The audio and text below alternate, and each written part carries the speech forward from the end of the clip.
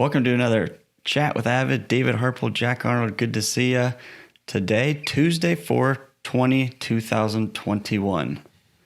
Yep. And it's raining outside. Like it's I know. Been I know it's funny. I've been thinking leading up to this, like, oh, I can't wait to give the weather update because it literally is not sunny today. It's raining. So yeah.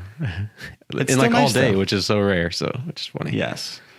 It's good for the grass. Our grass is really looking green, which is nice. Yeah. So today what we want to talk about is systems. And really this can be applicable in so many areas of our life. And hopefully you get some tidbits of knowledge here and some ways to apply them. But systems happen. We follow them every single day. But a lot of it also correlates to our finances and how we manage finances, how we grow wealth, how do we, fill in the blank. So why don't you kick us off, Jack, with just systems, the way that you describe them or think of them and how they're so meaningful in what we do. Yeah. Well, I would first say, so when we're talking about systems, just like a quick example of a system I think is a good one is like the thermostat in your house that works on, has input, output, and it tries to maintain some kind of equilibrium on whatever temperature you set it at. But the system is, if this goes above this, kick on the AC. When it gets to this, kick it off. And there's all kinds of inputs and outputs, if it's hot outside, if it's cold outside, how much AC is leaking through the cracks, and all those things factor into this, how the system it works. But that's just a very basic system. So when we're talking about systems, it really could mean a lot of different things. I think another example is like just your normal day where the system is wake up at 6, eat breakfast at 6:30, take a shower. I mean, that's a system. Like you're kind of, you could say that it's a routine, but it's a system that you're following. But then sometimes things change. So, using the pandemic, kind of the work from home situation as an example, we had a normal kind of, somewhat of a system, a routine going on a regular basis. You get up, get dressed, go to work. You have this whole thing you do on a somewhat regular basis. And then like overnight, it changed and Totally different. Yeah. Yeah. I mean, you had to update the system. You had to change things. I mean, the system now isn't working. My normal getting outside is, okay, I'm inside all the time now. I need to make some adjustments to fix that because I can't just be inside all day. In my house, I'll go crazy. So anyways, those are systems and they change, I think is more the point is you can have a system in place in order to get things done on a regular basis, but things change and you have to be, one, it's going to happen. You're never going to institute a system that's permanent and that you just have to update it. So that's kind of a broad overview. Yep. It makes complete sense. So maybe you just start with a little bit of the creating a system. So I think all the analogies you used were great. And I hadn't really thought about the work thing. It's been a year now that Team AVID has been predominantly working from home. We're slowly getting back into the office as we're getting through, vaccinations and feel more comfortable and all of these things that have changed. And even that is a little bit different. Where in the past, as you mentioned, we got up, we did our morning routine, ended up at the office. We got out for lunch maybe because we were downtown, then back to home. Repeat, recycle. And then the last 12 months, the exact opposite. There hasn't been really a pressure or even need to get in there. And now that it's there, I even find myself now thinking and strategizing, okay, how am I going to work in some quote unquote office time being there physically so that it doesn't either completely alter, or at least just, it doesn't make me uncomfortable, Haven't figured it out yet. But there's also the whole getting kids to school. And those are all parts of the system that have got to be accounted for. Right. Regardless, being in the office is different than being at home and going back and forth. And the kids were home and then the kids were back at school. So there's all these changes that are kind of being forced upon you at the system. Mm-hmm. And it has been, I know for me, I can't speak for everybody, but I'm sure it has been. It's not been easy to transition so quickly into a totally different system. Now that I've gotten used to it, it's almost weird because I'm like, well, how do I reverse it? How do I reverse it and go back? And that's a whole other consideration. So, anyways, So building out a system, if you think that it's just a system is basically a collection of rules, kind of if this, then that type of things. So if you are doing some kind of, if you call it a financial plan, but it's almost a financial system more than anything else, the first step is, what am I trying to even accomplish? Which we actually just beat to death. But what is the point? But honestly, if you're a thermostat, you'd have to know your job is to keep a certain temperature. That's my job. That's what I'm trying to accomplish, is keep a certain temperature. And how do I do that? Yep. And it's interesting that just thinking more about the job and our careers or whatever, you get, let's say you get a job, you get a new job, and you create a system very fast to adapt to that position and schedules and requirements and all the downside. But then it becomes autopilot. It's routine, I guess is the best word. I wake up every morning pretty much the same time, brush my teeth, get the coffee going, make sure the kids are, constantly. When it comes to financial things, there's almost like it's a little bit more difficult. And I don't know if it's because it takes as much thought, financial, I guess, an overview of what you're trying to accomplish, just as much as finding a new job or a new career. But it's hard to equate that, okay, if I just do the same thing every day, it's going to get me closer there. Wonder why that's, at least on the onside, it seems like there's difference. You know what I mean? Yeah.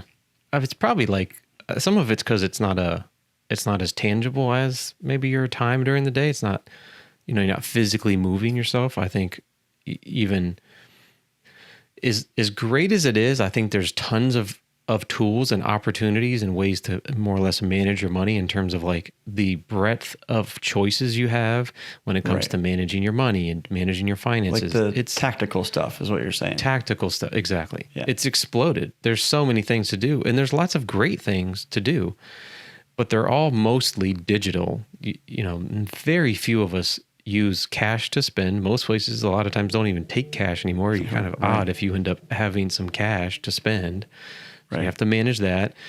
So it's not as tangible. It tends to be an intangible thing.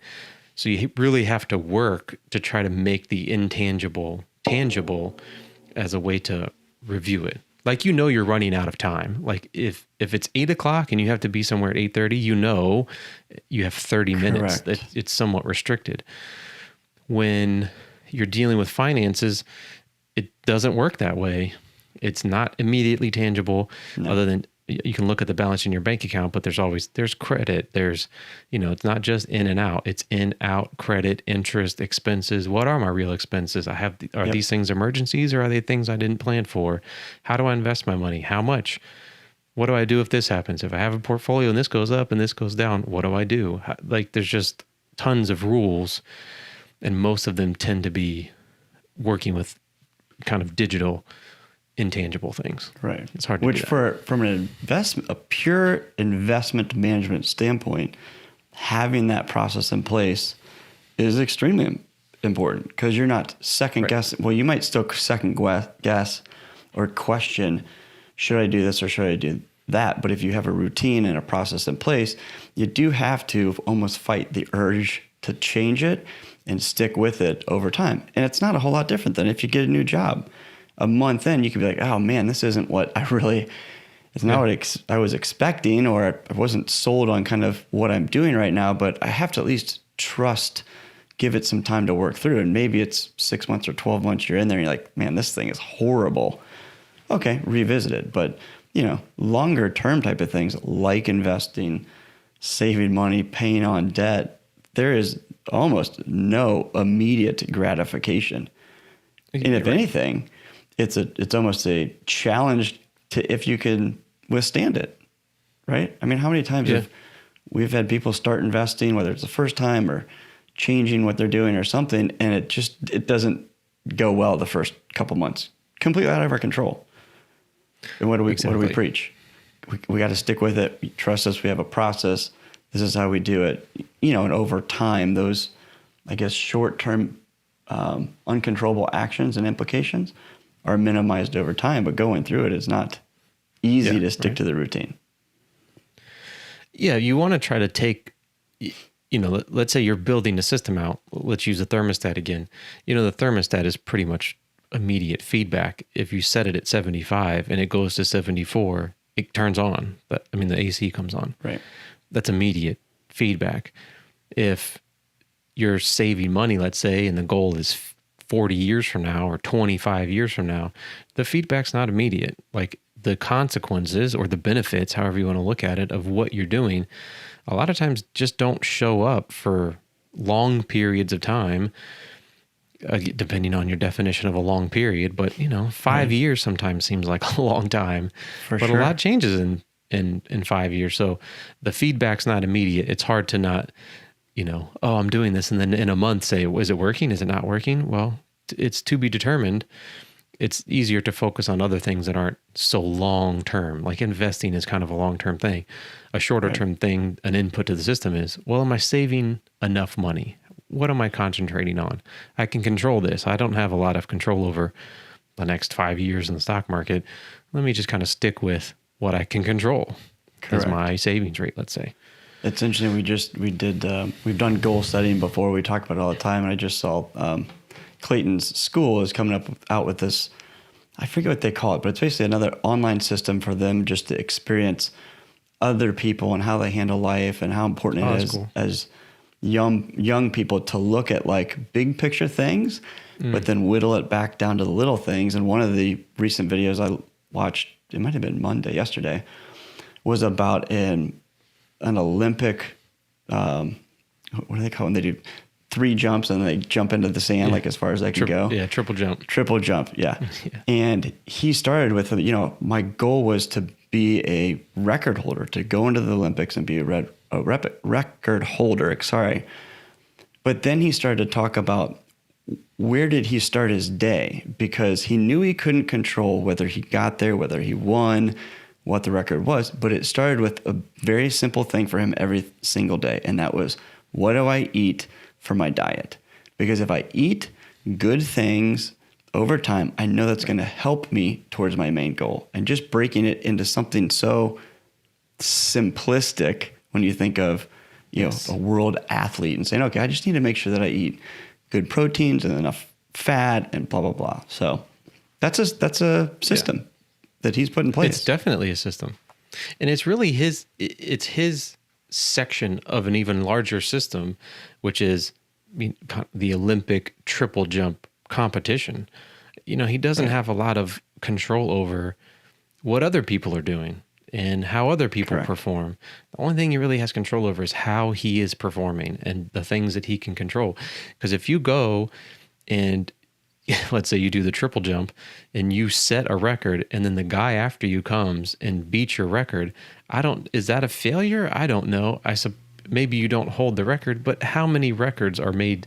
Every record's made to be broken. Very, very few records are permanent. So it's more just getting the most out of your little portion of a much, much bigger system, most of which you don't have any control over. Stock market being an example. Like money comes in, money goes out. I save some money. I invest it in certain ways. But at some point, we're people who started investing their money in 1910 horrible investors or 1920 horrible investors because in 1930 they lost 75% of their money. I would say no, they're just a little bit of a victim of the circumstances. They broadly kind of out of their control. So it's more just having a system in place that you think will put yourself in a good position, but always knowing that there's so much that outside of that you don't have a whole lot of control over. To use the thermostat again, I don't know. It's going to be hot outside sometimes. There's just not much you can do about that. It's just going to keep doing its thing and managing the temperature.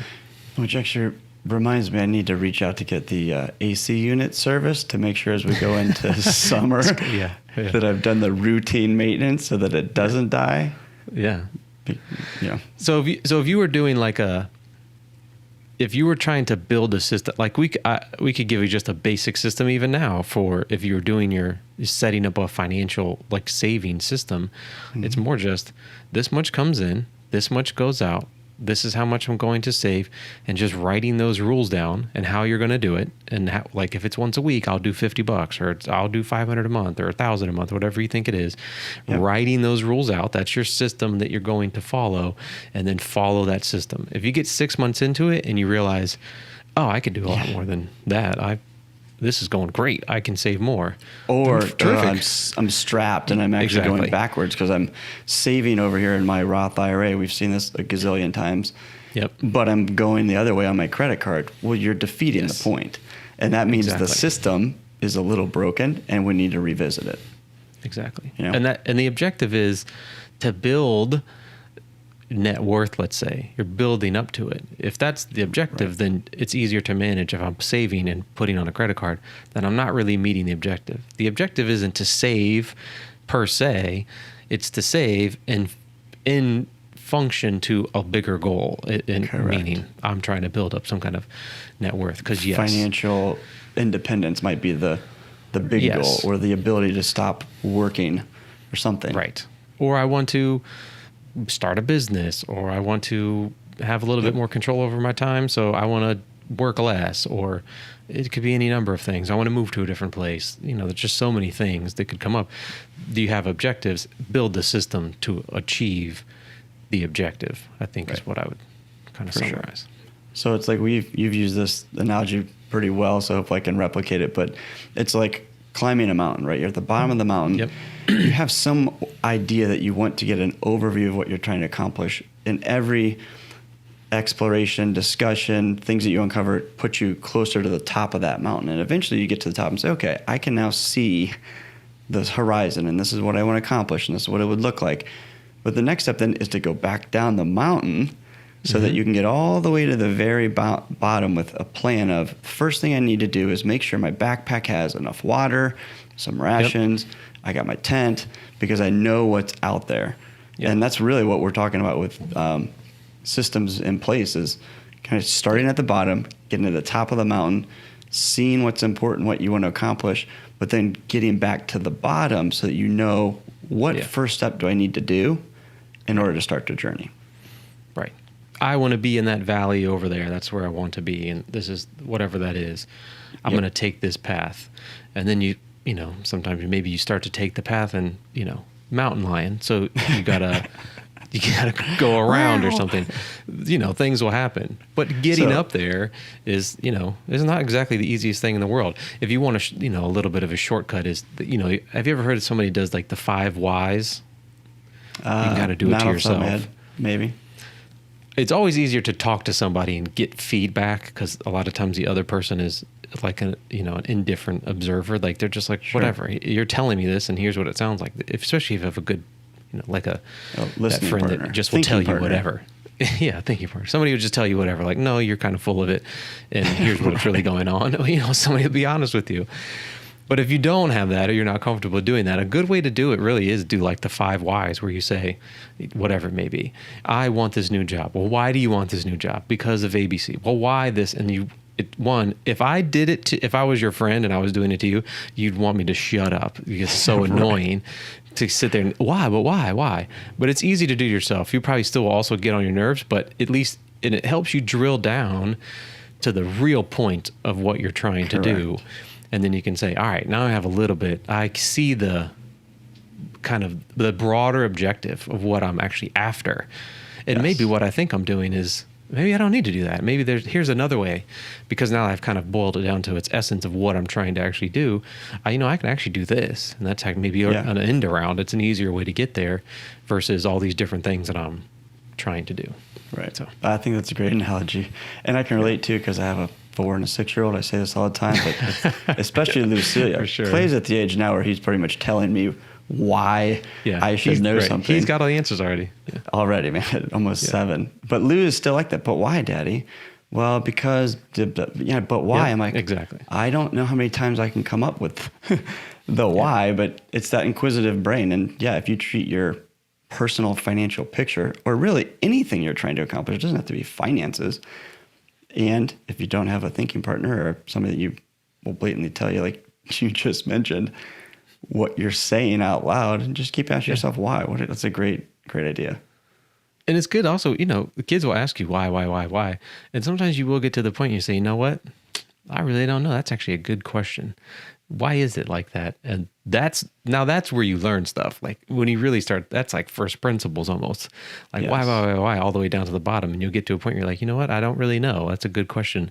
And that's where you start to explore, like, why is it this way? Do you remember when I remember this because you've said it multiple times, when Alex asked you about the engine? Oh, that was her favorite thing to ask me, is how like an internal combustion engine works. I swear I had that conversation 25 times with her. Like, all right, here's how it works. And we would go through that over and over and over again. But every time she would ask me like one more detail, like, oh, but what is this thing? And then I'd have to either remember or try to figure it out, or I don't know, maybe even figure out a way to explain it. Like, well, here's really what that's doing. But yes, we had, that was like an ongoing, all right, tell me again how an engine works. And I'd be like, all right, this is how it goes. But see, that I would think as a little person, like a naive, unadulterated brain, that's them being inquisitive so that they can get it, so they can grasp it all together. Yeah. And it's a great reminder as adults, because we have so many premonitions and biases and all these things that cloud our ability to do that. You just go back to the basics. Why? And then that should help you drill into, okay, I do need to create some systems that are repetitive and doable that will help me start to make progress towards, again, the top of the mountain, so to speak. Exactly. So. Yes. Keep maintaining that kind of youthful, like, well, why are things like that? Why would somebody want to do that? Why would I want to do that? What's the point of that? Yes. And you may find it's, oh yeah, that's what I thought. That's pretty much what I thought. And I came around in a circle and ended up right where I was, and that's fine. Yeah. But sometimes you don't. Many times you don't. You end up in a different place and you say, well, you know what? I don't really know. Maybe I should think a little bit more about it before I start putting a system in place to get me somewhere that I'm not even sure why I'm going there. Yes. What's the point? So, anyways, process before the tactic, or system before the product, or however you want to say it. But whoops, sorry about that. Super important. Yeah, for sure. All right. Closing thoughts as we round out this, maybe a few blue skies in the horizon day. Yeah. Well, and it's going to be nice the rest of the week. So I bust everybody's bubble. It'll be back to being sunny the rest of the week. So, Well, thanks for joining in. If you have questions, thoughts about this whole topic of systems and putting things in place to help you further along whatever path you might be, reach out to us. We'd love to chat more. Until next week, Jack, always great to talk with you. Hope you have an awesome week. Cool. All right, see you, Dave. All right, we'll see you guys.